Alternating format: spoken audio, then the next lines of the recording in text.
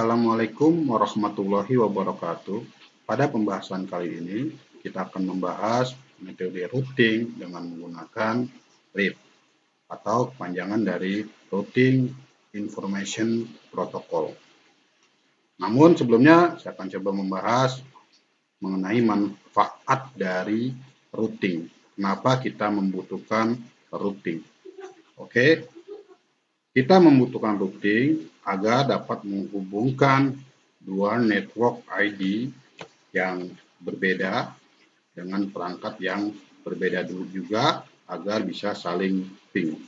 Jika kita mempunyai satu router, contoh seperti ini, kita mempunyai satu router dengan menggunakan contoh seperti ini, dan saya akan coba menggunakan dua switch. Sini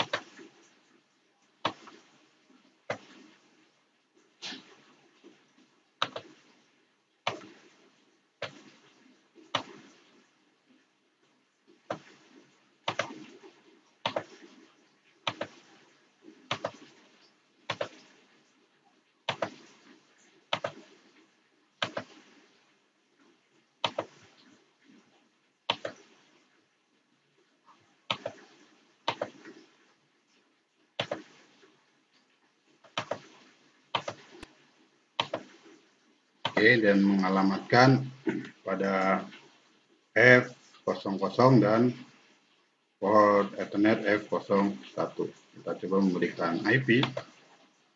Ingat syarat memberikan IP address pada router, harus menggunakan dua network ID yang berbeda.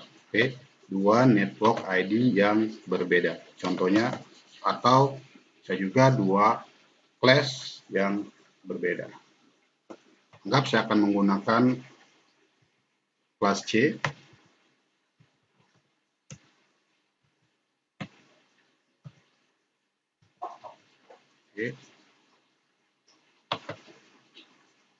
Di fase 00 kelas C, lalu di fase Ethernet 02. Di sini kita lihat antara fase Ethernet 00 dan 01 mempunyai dua network yang berbeda ya. Nah, kita coba aktifkan. Anda juga bisa melihat perintah dari perintah iOS-nya. Ini mungkin nanti jika Anda ingin melakukan konfigurasi secara langsung di perangkat Cisco-nya, Anda bisa lihat perintah output yang keluar pada iOS command seperti di bawah ini. Lalu setelah saya memberikan IP di perangkat router ini dengan F00 dan F01 akan saya jadikan gateway. Untuk visi ini. Kita lihat.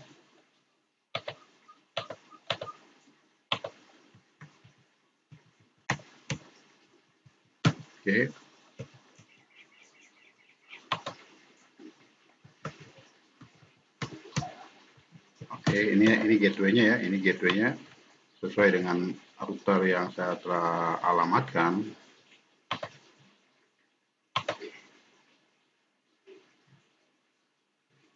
Lalu di sini juga sama.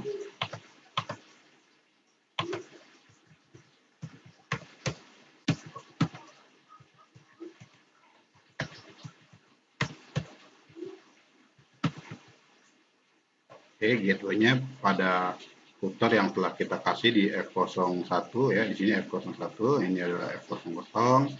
Kita lihat di sini network ID-nya berbeda ya. Ini 192.168.2, sedangkan di sini adalah 192.168.1. Jadi mempunyai beda network ID pada kelas C. Karena kita menggunakan router, maka walaupun berbeda network ID, tetapi telah dihubungkan oleh router, Oke, maka kita bisa berkomunikasi dengan kita mencobanya menggunakan perintah ping. Kita lihat.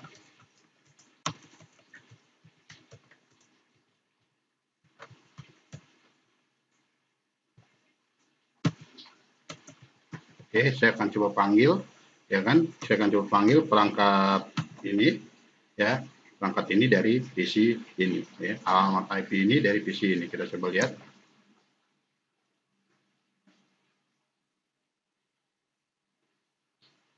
Oke, ini terhubung ya. Oke, terhubung. Kita lihat. Jadi kita berhasil menghubungkan, ya kan, antara network ID yang berbeda dengan menggunakan router. Bagaimana jika tidak menggunakan router?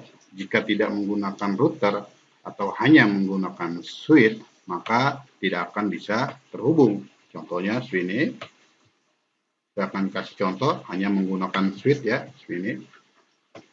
Oke, hanya menggunakan switch, tidak menggunakan router dan mempunyai network ID yang berbeda seperti itu. Oke.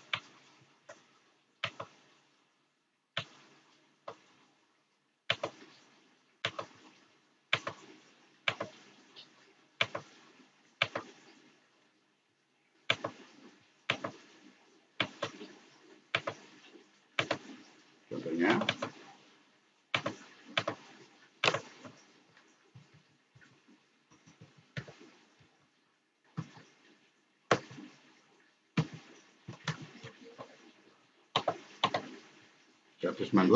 satu sepuluh di sini saya kasih alamat untuk contoh.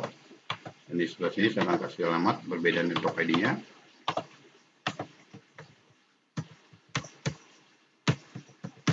Oke, ini beda ya network ID-nya. Karena kita tidak mempunyai gateway, maka gateway saya kosongin. Nah, kita coba lihat apakah ini terhubung. Oke, kita coba. Kita panggil ping 192 168. Oke, 11 1. Kita lihat, ini beda network ID dan tidak menggunakan router, maka akan terjadi RTO atau request timeout. Oke, kita lihat request timeout. Gitu. Nah, disinilah salah satu manfaat dari manfaat dari router. Bisa menghubungkan dua network ID yang berbeda. Bisa menghubungkan dua network ID yang berbeda sehingga bisa juga digunakan untuk memperbanyak jumlah IP address yang dipakai. Contoh di sini ya, kita bisa menggunakan IP address sebanyak 254. Lalu di sini kita juga bisa menggunakan IP address karena kita menggunakan kelas C ya, sebanyak 254. Jadi 254 ditambah 254 itulah IP yang bisa kita pakai.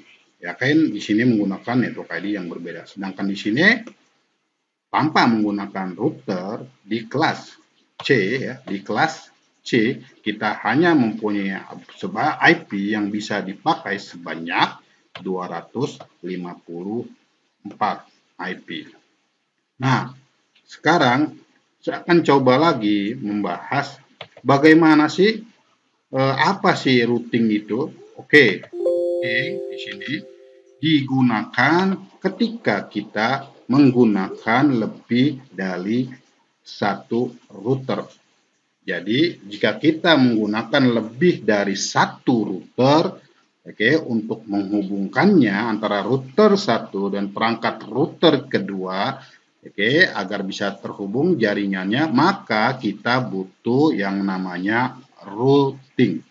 Untuk itu, saya akan coba membahas mengenai routing yang paling mudah untuk diterapkan, yaitu menggunakan routing RIP, Routing Information Protocol.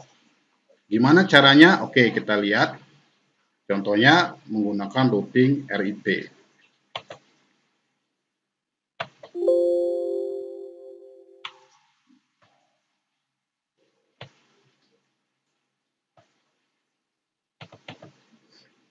pada bahasan sebelumnya saya juga telah membahas ya mengenai routing statik ya, routing statik.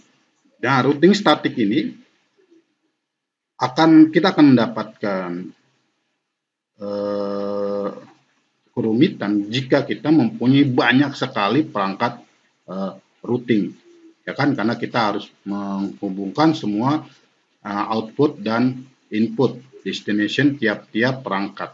Namun untuk routing yang bersifat yang menggunakan metode RIP ini akan lebih mudah karena kita hanya berfokus kepada jalur jaringan input kita dan jalur jaringan output. Jadi kita hanya berfokus pada jaringan input di sini, network ID networknya, dan output keluar ke router kita. Jadi misalnya contoh kita akan melakukan routing menggunakan RIP, kita hanya perlu mencatat, oke, di sini misalnya contoh ini adalah kelas B 129.1.0.0. Oke, ini adalah kelas B networknya, kita mencatat networknya ya. Lalu di sini 130.1.0.0 itu.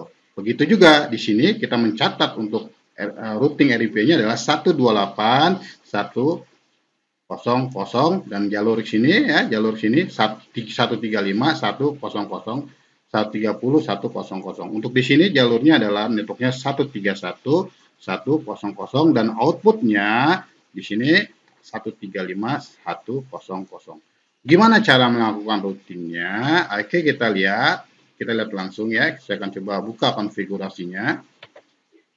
Nah, di sini kita bisa lihat, oke, pada bagian RIP ya, pada bagian RIP saya telah mencatat network ID ya pada jaringan ini 129, karena ini kelas B yang saya pakai ya, maka 129.1 oke 00 oke kelas B. Lalu saya mencatat juga 130.1.0.0. Oke. Untuk routing ini bagaimana? Untuk router ini juga sama. Oke, kita lihat. Nah, saya mencatat 3 ya, karena di sini ada jalur untuk networknya lokal sini 128.1.0.0, saya sudah catat 135.1.0.0 dan 130.1.0.0. Oke, ini ada 3, ada lokal untuk networknya dan jalur outputnya. Begitu juga untuk router di sini sama ya. Kita coba lihat script-nya. Nah, Anda bisa mencatat di sini ya, tulisnya di sini aja, kita bisa lakukan add ya kan, kita bisa lakukan add 131 ya, oke 100 dan 135.1.0.0. Kita bisa tulis di sini langsung lakukan add. Nah, setelah dilakukan routing, maka network ID yang berbeda akan bisa terhubung ya, network ID yang berbeda akan bisa terhubung. Ini kita melakukan routing dengan metodenya adalah routing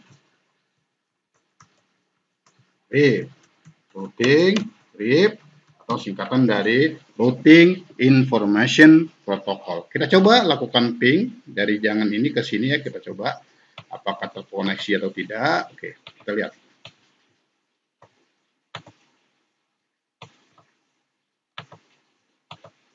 Kita lakukan ping. Oke. Ping. Kita coba ya, ping 128, ini IP-nya ya. Ingat selalu mencatat gateway juga ya, jangan lupa misalnya di PC ini gateway-nya harus kita catat ini ya. Oke, 128.1.1.3, ini alamat IP di sini ya. Dari sini saya pingnya. Oke, kita lihat. Ingat ketika kita melewati router mungkin akan terjadi RTO sekali ya kan, setelah itu reply normal seperti biasa. Kita lihat, reply.